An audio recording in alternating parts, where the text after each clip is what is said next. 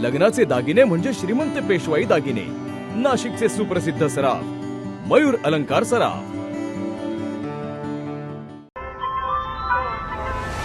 ताज्या बातम्यांसाठी नाशिक न्यूजच्या YouTube चॅनलला सबस्क्राईब करा आणि बेल आयकॉनला प्रेस करा।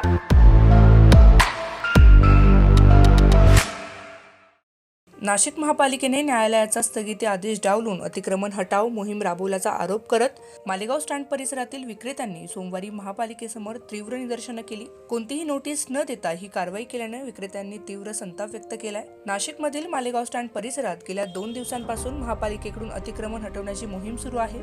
मात्र या जागेबाबत न्यायालयाने स्थगिती आदेश दिला असतानाही प्रशासनाने बळाचा वापर करून टपऱ्या हटवल्याचा आरोप विक्रेत्यांनी केलाय।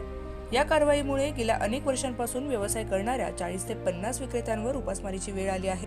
या अन्यायाविरोधात विक्रेत्यांनी सोमवारी गांधी भवनासमोर ठिय्या आंदोलन करत प्रशासनाचा निषेध केला।